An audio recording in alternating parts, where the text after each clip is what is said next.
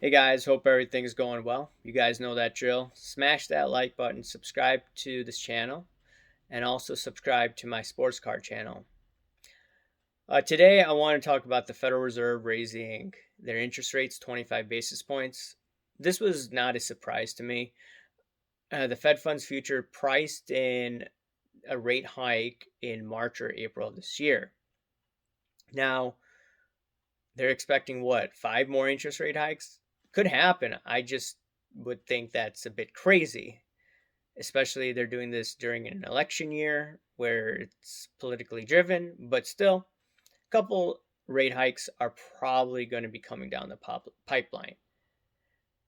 And if you just look at the markets saw the news and you saw a reversal in the long end of the bonds, specifically the 10-year yield. The bonds started to rally after that news, that announcement. And also the stock market had another strong day despite the geopolitical tensions that we see.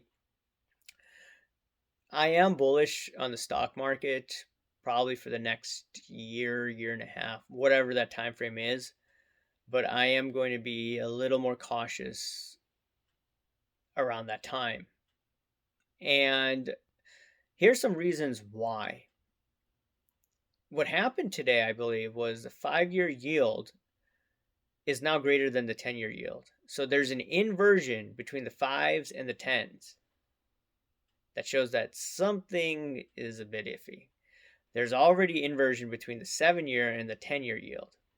That's also not a good sign for the next few years. And when you look at an inversion in the yield curve, it shows you that there's stress going on in the credit system. Now, the slope is still upward sloping if you look at the Fed funds rate versus the 10-year yield. So that's still bullish for the economy, but I believe that will invert in the coming years.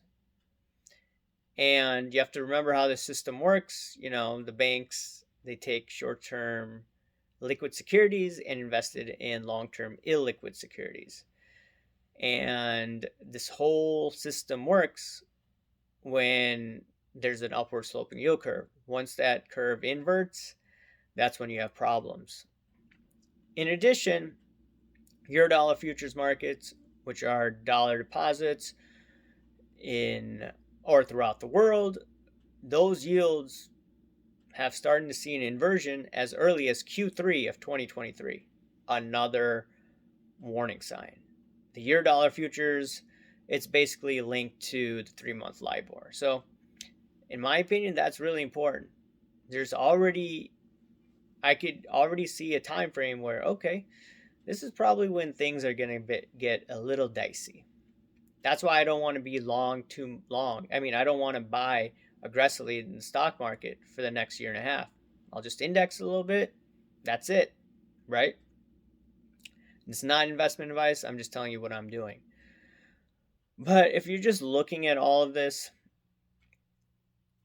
we should just enjoy for the next year, year and a half. But the system is still fragile. And yeah, there will be some great short opportunities, in my opinion. I'm not telling you to short, but I do believe there's going to be some great opportunities with that. And one of the last things I wanted to get at is a lot of people have been talking about inflation. I have on my sports card channel. Yes, the inflation was not good year over year. I still expect inflation this year. Now, it depends now on oil prices. If oil prices stabilize, we're probably going to see less inflation this year, maybe 5.5, 6%. But once again, it depends on oil, it depends on geopolitical tensions. You already saw wheat future prices skyrocketed because of sanctions. So that could throw off my prediction regarding inflation. But what's the most interesting part about this inflation debate is that the 10-year yield, despite, it's selling off to what, 2.15% around there, that yield still is really low. It's looking at inflation. If you look at the 5-year yield, it's what, close to 2.15% again? If you're just looking at that, you have to look at the fact that that yield isn't that high. 70s, the yields were substantially higher. It showed inflationary pressures. The bond market, the smartest guys in the room, are not pricing in crazy inflation as the CPI is reporting. What is that telling you? The smartest guys in the room, Mr. Bond is the smartest guy in the room. And he doesn't think that inflation poses a threat. Okay, some people, were making comments like, how do you know what inflation is going to be in blah, blah, blah, blah, blah, on the Sports Card channel, in comments, and elsewhere.